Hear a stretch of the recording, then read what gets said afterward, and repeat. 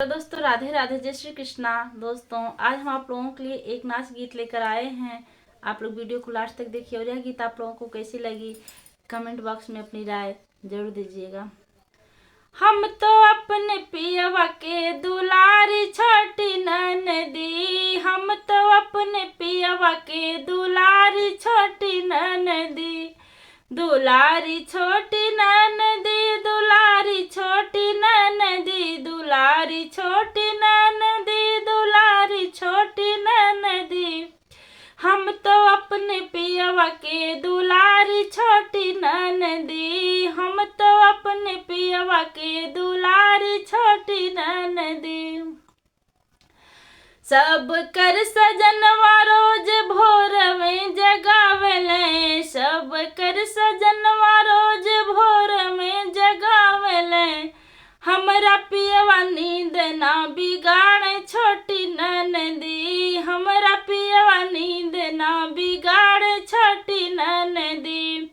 हम तो अपने पियवा के दुलारी छोटी ननदी, हम तो अपने पियवा के दुलारी छोटी ननदी।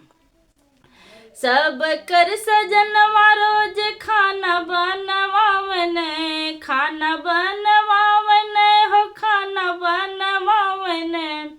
हमर पियवा पार्सल मगावे छोटी ननदी, हमर पियवा पार्सल मगावे छोटी ननदी। हम तो अपने पियवा के दुलारी छोटी ननदी, हम तो अपने पियवा के दुलारी छोटी ननदी। सब कर सजनवा रोज अखिया दिखावने, अखिया दिखावने हो अखिया दिखावने।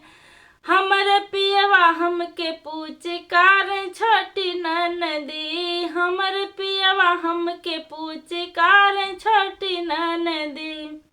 हम तो अपने पियवा के दुलारी छोटी ननदी, हम तो अपने पियवा के दुलारी छोटी ननदी।